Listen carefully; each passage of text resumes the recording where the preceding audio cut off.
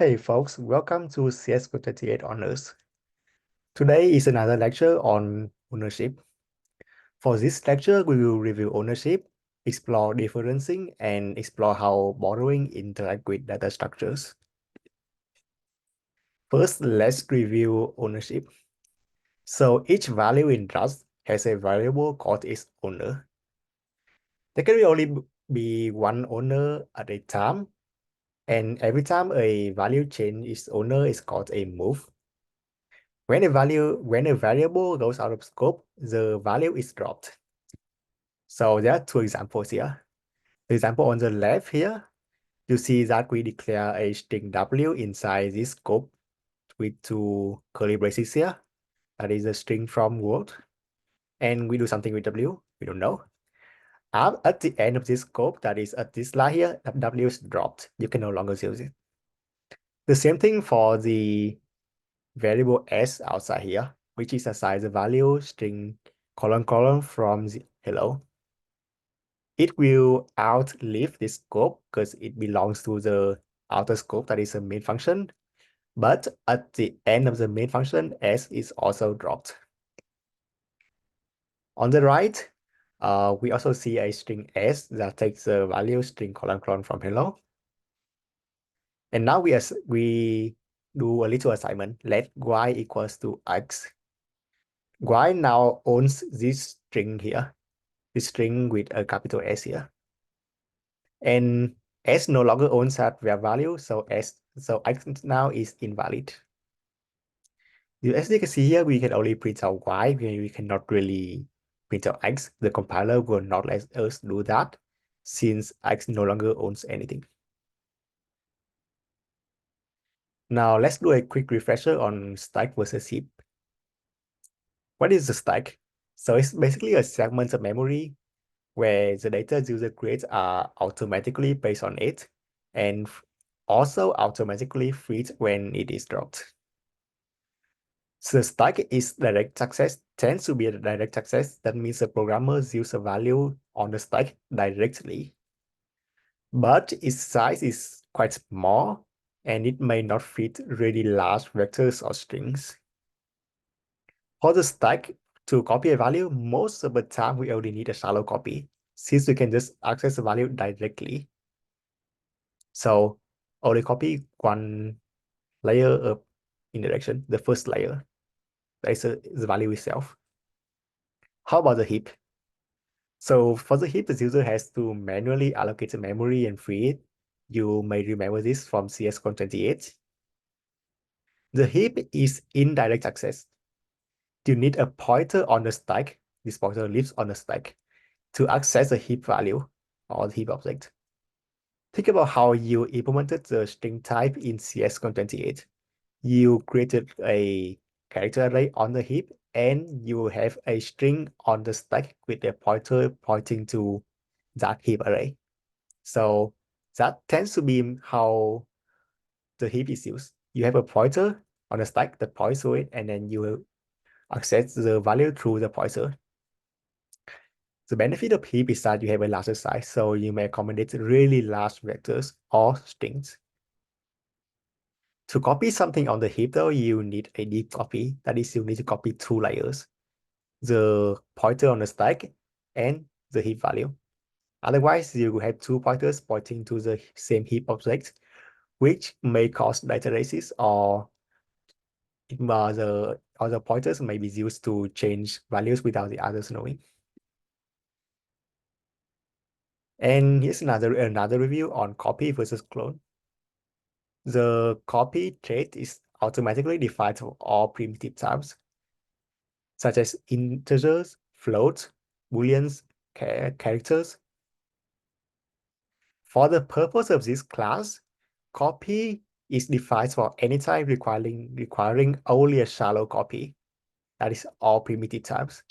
It means that they live on a stack and there's no interaction. For example, some types in Rust may involve a pointer on the stack pointing to another value on the stack. That is also not copies. Copies also not implemented for such sites. You may find this semantics Very similar, in fact, it's mostly the same as copying a primitive in C++. You just copy it. And here's an example. You have x, that is an UH equals to 5. This 5 will live on the stack. And then when we assign let y equals to x, move won't be attempted because x lives on the stack, so only a copy is needed. X, the value 5 will be copied to y. Unlike earlier from the string example we see from earlier, the string lives on the heap. So since if we do not explicitly perform a deep copy, Rust will try to perform a move, which sometimes can cause problems. Now continue with our example. We let x plus equal to 1. Now if we print x and y, we will get 6 and 5. Since y and x now have different values, no longer the same one. And we already incremented x, so x is 6. Now clone. This is an explicit function call to make a copy of some data. And again, for this class, we will define clone to be defined on every type requiring a deep copy. That is any layer of indirection. You have a stack pointer pointing to some object on the heap or somewhere else on the stack. You may think of copy constructors in C++ that we taught in CS Code 28. For types like string or vector in C++, since we have a portion of it on the heap, you need to manually implement the copy constructors. Kind of the same idea is used in Rust here, except that the copy constructor is not implicitly invoked. You have to call the clone function directly. And for data structures, the clone method is also defined for you, so you don't have to enable it yourself. So this is an example. In this cross-out image here, we see similar thing to the string example from earlier. We have a string that is a string from Howdy and like let y equals to x. Now x is already moved to y. A copy is not performed here, neither a shallow or deep copy. And we cannot use x anymore. So this x dot push string here will not be allowed by a compiler. This code will not compile. And you can see the arrow at the bottom here. It says that we have a border will move value x. That basically means that we try to use x after its value has been moved. So if Rust is moved by default, how do we actually copy it? Well, we just call the clone function here. Now y has a separate value from x. Both are the string howdy. Now we can actually push something to x, so x still has a value. And that is another important point I want to make. Rust, unlike C++, which is copy by default, Rust is moved by default. If you don't explicitly say that you want to copy a type requiring a deep copy, Rust will try to move that value and may cause problems. Here we see an example of moving in ownership in function call. So we have a function say hello that takes a parameter name that is a string. So what happens here is that when you pass a string into this function, the variable name will take ownership of the value. So the string you used earlier will become invalid. We have in the main function, we have the variable class here that is a string CS contented owner, string with a capital S, which lives on the heap. First, we got say hello. Now this value string clone from C128 is moved into the variable name inside the function. And so class is no longer valid. If we try to call say hello and pass in class again, it will Rust will fail to compile and return an error. And that error will be values used after move, the same as earlier.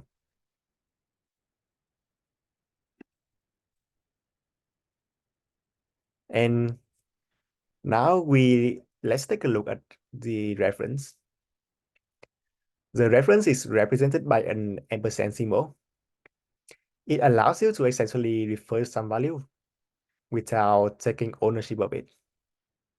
And this action is called, taking a reference, is called borrowing. This kind of similar to references or pointers in C++. We can also use it to refer to some value without needing a copy. So you don't need to call .clone on vectors or strings if you want to just take a peek at that value. Now there are a couple of problems with how references and pointers work in C++. First, we may have two pointers or multiple pointers to the same object in different functions. One pointer modifies that object without the others knowing. This may lead to bad things happening since we don't know what the modifying pointer actually did. And so we actually have an undefined behavior here. Or we have a reference and the object gets dropped without the reference owner knowing. And this is automatically an undefined behavior. Very bad things may happen. So what is Rust answer to these problems? Well, references in Rust simply come with training wheels. There are a couple of rules to borrowing. That is the training wheels we refer to. At any given moment, we can either have one mutable reference using ampersand mute or an infinite number of immutable references using plain ampersand. Notice these are all references to the same variable. So you can have one mutable reference to a variable or multiple immutable ones to it. And a mutable reference must always refer to a mutable variable. Now, references must always be valid. So they must be made to variables that are in scope for as long as or longer than any references to it. So every reference must get dropped before the variable does. And this is enforced by the compiler. So you can be sure that the program won't crash while it's running. What if you want a nullable reference anyway? So one that may not be valid. You can wrap that in the option enum. So basically create the same semantics as a pointer in C++. You can have a null pointer or a valid pointer. Except here we have false nullability check. So you won't forget to check if the pointer is null, because the compiler will force you to do that. Now let's look at the example here. We have a variable x that is a string hello, and we create a variable y that is a mutable reference to x. You can see the ampersand mute there. And then we call the function pushString on x again. This still will not compile. Why? Because pushString is defined to take a mutable reference to x. And since we already have a mutable reference in the form of the variable y, we cannot take another one. So that's not allowed. This code won't compile. Yeah, so we can have only one mutable reference. This is to solve the problem of multiple pointers of reference we saw from earlier. Let's look at a example in code. So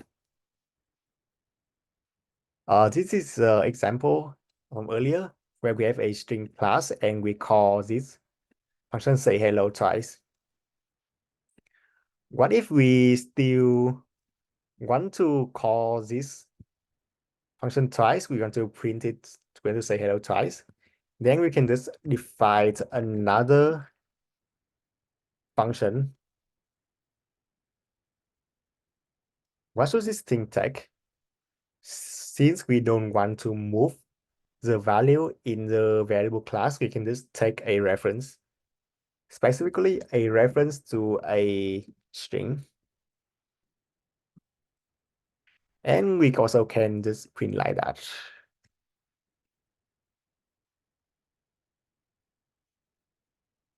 And then for the first function call, we just call the model function and pass in a reference.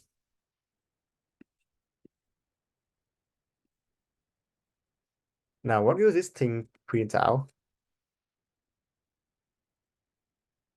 Let's see.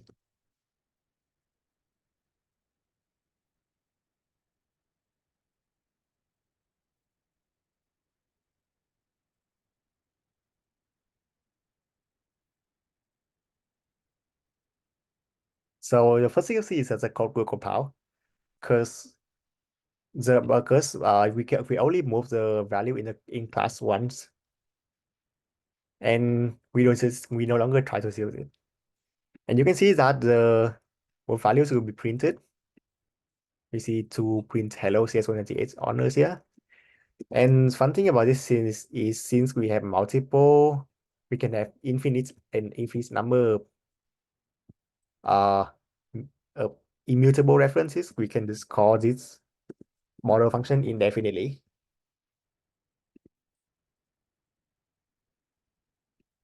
Since we won't try to move it, class will remain valid through this whole chain of function calls. Now let's see. Yep, we have as many prints as we like.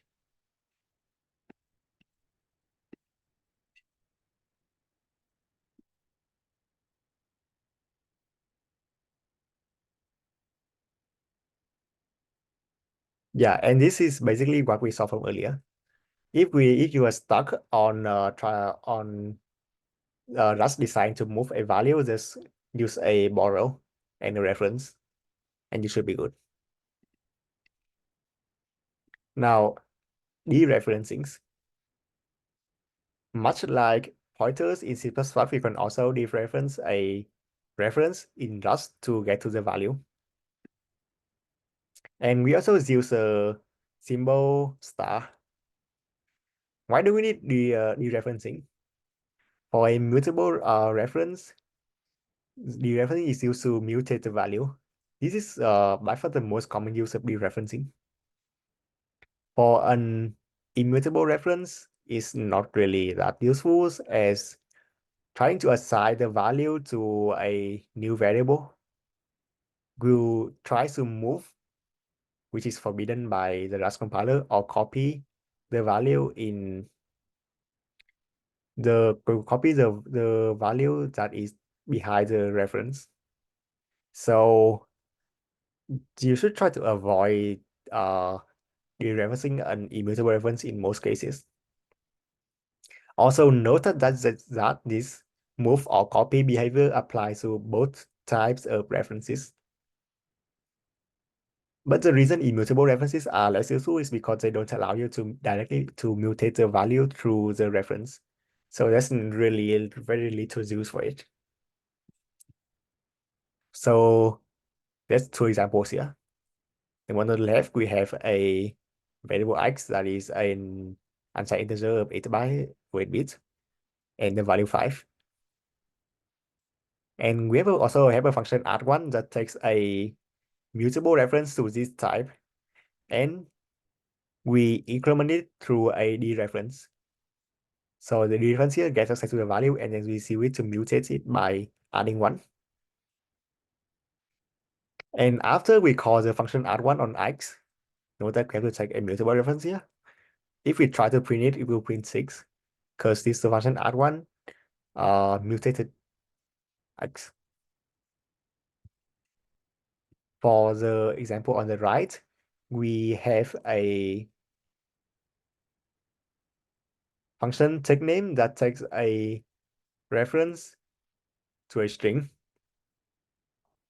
And inside that, we try to dereference the reference to take the value and assign it to the variable new name here. Note that this assignment will try to move the value to new name and this is so an error because just forbids you from trying to move value out of a reference. So we hark back to the rule we saw from earlier. A reference must always be valid. So the Rust compiler will always try to make sure that whatever references you use are valid. They cannot live longer than the value they refer to. When to dereference? So we need to dereference mutable references to primitive types. We also need to dereference when using mutable iterators. Now we don't actually need to dereference when using bracket accessor vectors such as this notation here, myVec bracket idx, that is index. We also do not need to dereference when calling string methods. So say we have an ampersand mute to a string value, we can call string methods directly on that ampersand mute, that mutable reference. You don't have to dereference it. Let's look at some examples in code. First is an example for mutable dereferencing mutable references. You see we have the variable CS128 that contains a string CS128, string with a capital S, and a variable num that is an integer, the value 128. We have three functions here. The function hello that takes an ampersand mu string. Then this function will add hello and an exclamation mark around S and reassign that to S through a dereference. You also have a function greet that also takes an ampersand mute to a string that is S.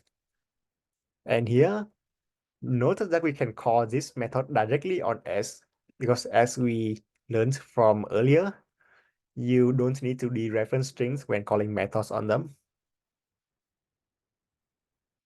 Now, we also have a function increment that is um that also takes a mutable reference to iterate2 and you try to add one to it. Notice this function that exists currently has an error. So what is that error?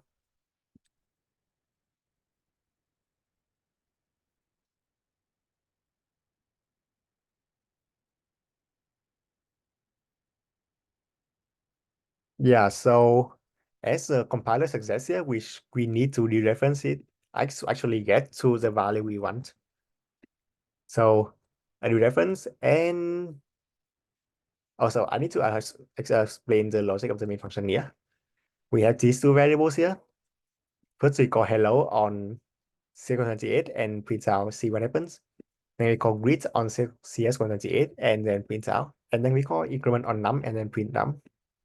Now let's see what prints out this time. As you can see here, after the function call hello, CS128 now gets mutated to hello CS128 exclamation mark due to this assignment here.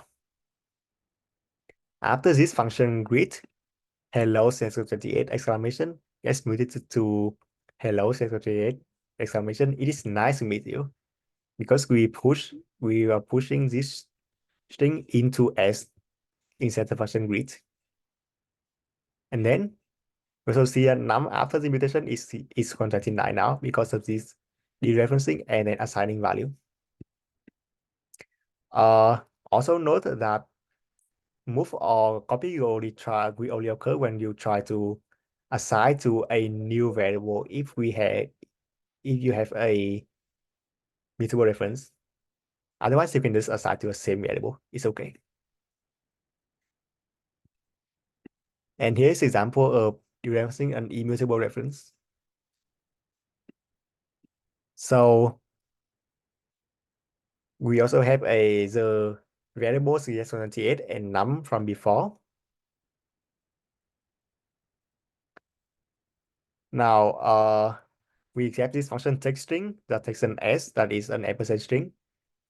And as we learned from earlier, this line here will move the value of S into the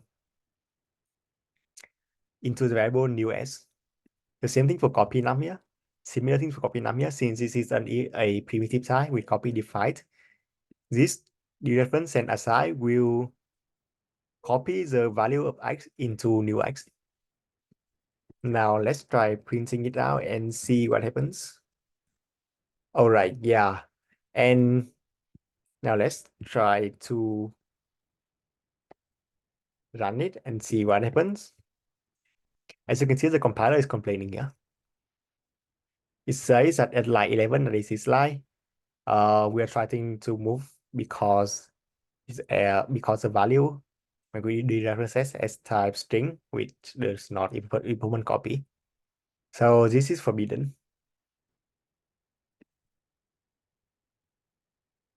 Yep.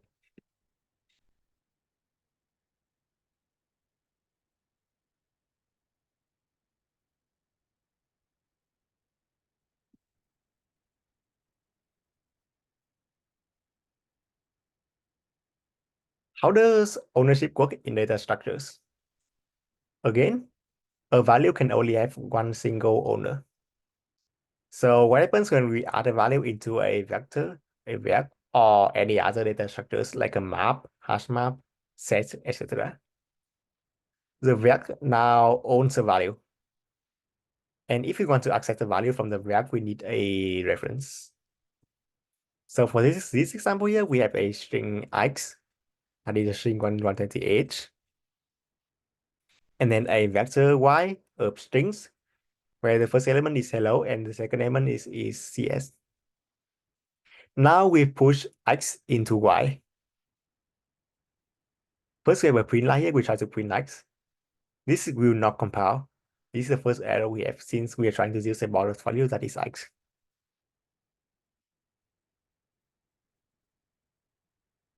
We also try to take the second the second index of y and try to assign that to the variable element here. This will also be forbidden because this assignment, just like dereferencing a reference, just like dereferencing an immutable reference, will try to move or copy that value into this variable on the left hand side here. And since copy is not implemented for string, it will move, which is forbidden by the compiler. And finally, we have vector iteration. So we have a vector v, values from 1 to 12.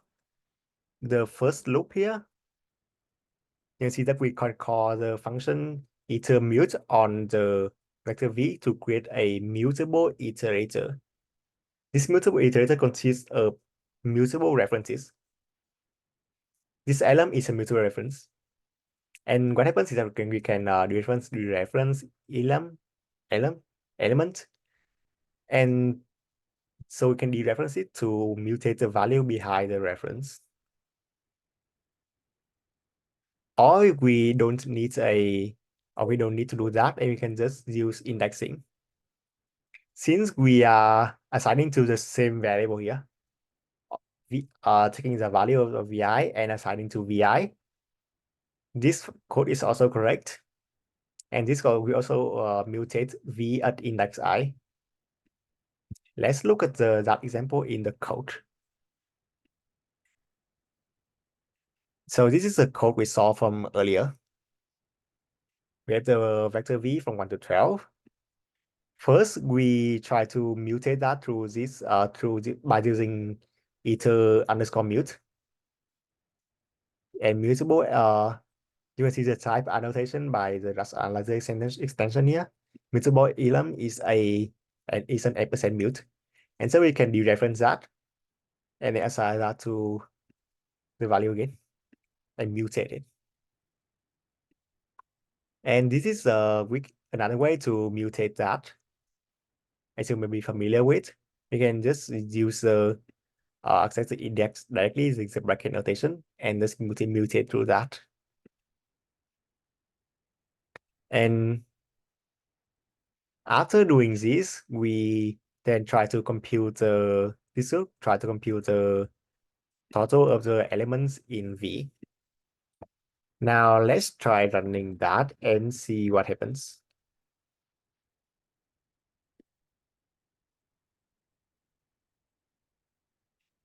So as you can see here, this is the y vector directly after applying this math here. We multiply, we add to each element and multiply by 128, and this is what we get. And this second vector here is basically that first one, but we add one to every element because of this loop here.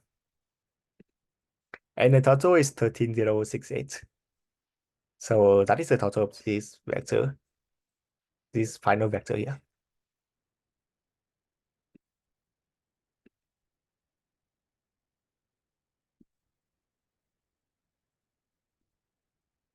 And here's some vector methods that you may want to take into account.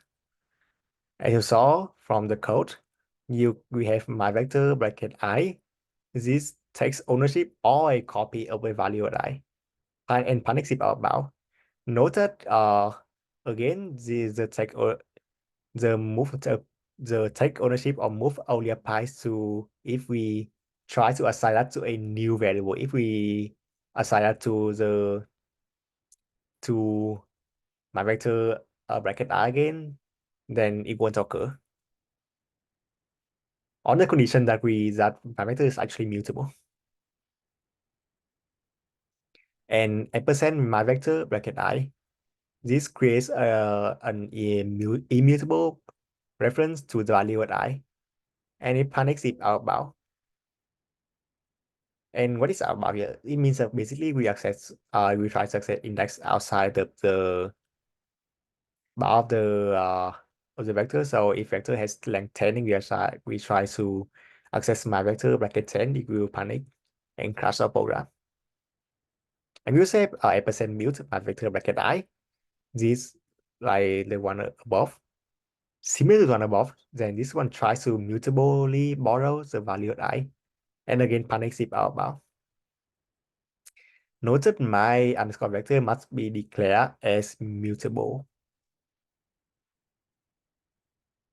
And we say my vector dot get I, this tries to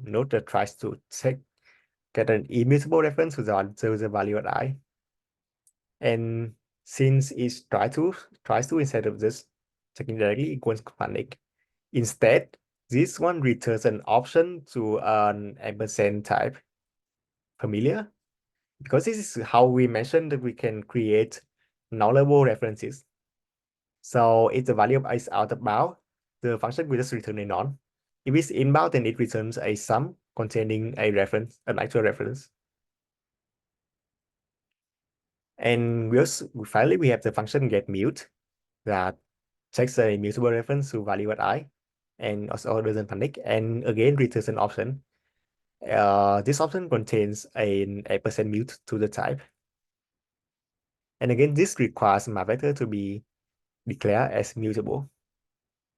Notice this is somewhat the inverted version of the bracket and dot add function from C++. In C++, the bracket will not try to do anything if you access out of bound. So while the function dot get for Rust vectors will return a kinda a null reference or null pointer if you want to think about it like that. As a function dot add in C++ will do something similar to panicking. It will return exception if out of bound. So yeah, the bracket in Rust is kind of similar to dot add in C++, but dot get and bracket but dot get in Rust and bracket in C++ are not really that similar. That's because Rust has a higher emphasis on safety. So as you can see here, none of these allow us to access invalid memory.